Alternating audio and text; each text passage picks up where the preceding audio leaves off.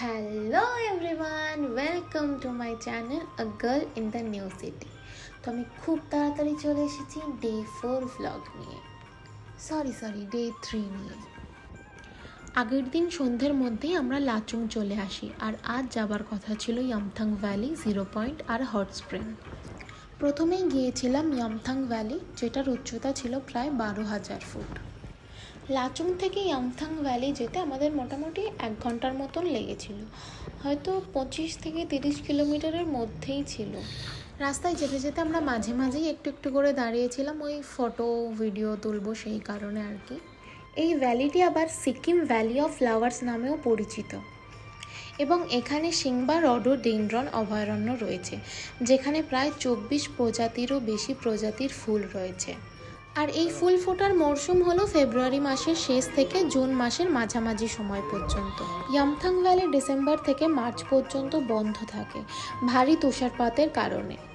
আর এই ভ্যালিটির মধ্য দিয়ে যে নদীটি প্রবাহিত হচ্ছে, এটি তিস্তা নদীরই একটি উপনদী।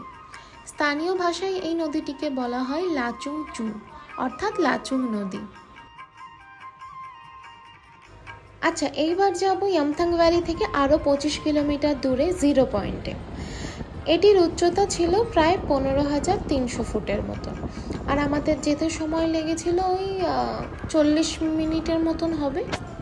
0 পয়েন্ট, যার আরেকটি নাম হলো ইউমে সামডং। ভারতের উত্তর সিকিমের একটি উচ্চতার পর্যটন কেন্দ্র হলো এটি, যা তার প্রাকৃতিক সৌন্দর্য এবং ভারত ও চীনের সীমান্তের সান্নিধ্যের জন্যও পরিচিত।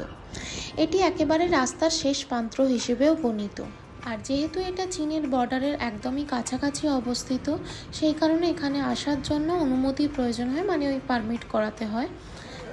আর এইসব পারমিটের ব্যবস্থা ওই ট্রাভেল এজেন্সির দাদারাই করে দিয়েছিল সমস্ত। তো ঠান্ডা, কত ডিগ্রি চলছে মোটামুটি জানি না, হবে মাইনাস কিছু।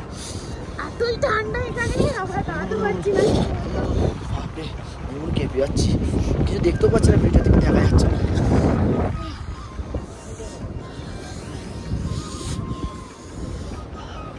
এরপর আমাদের যাবার কথা ছিল হট স্প্রিং, কিন্তু আমি আর আমার বর সেখানে যেতে পারিনি, কারণ ওর শরীরটা খারাপ ছিল, আর 0 পয়েন্টে যাবার পরে তো অনেকটা বেশি খারাপ হয়ে গিয়েছিল। আর এই হট স্প্রিং আমাদের প্যাকেজের মধ্যে একদমই ইনক্লুডেড ছিল না। আমরা নিজেরাই ড্রাইভার দাদাকে বলে সেখানে যাবার প্ল্যান করি, কিন্তু আমরা আর যেতে পারলাম কই, তাই মা বাবাকে পাঠিয়েছিলাম। আমরা গাড়ির মধ্যেই ছিলাম, আর মা বাবাই এই পুরো ক্লিপটা তুলে এনেছিল হট স্প্রিংয়ের, মানে ওটা থেকেই আমি কেটে কুটে ছেটে বাদ দিয়ে এডিট করে একটুখানি দিলাম। আশা করছি সবার ভালো লাগবে। তো আজকের মতন ব্লগটা এখানেই শেষ করছি, দেখা হবে আবার অন্য কোনো ব্লগে।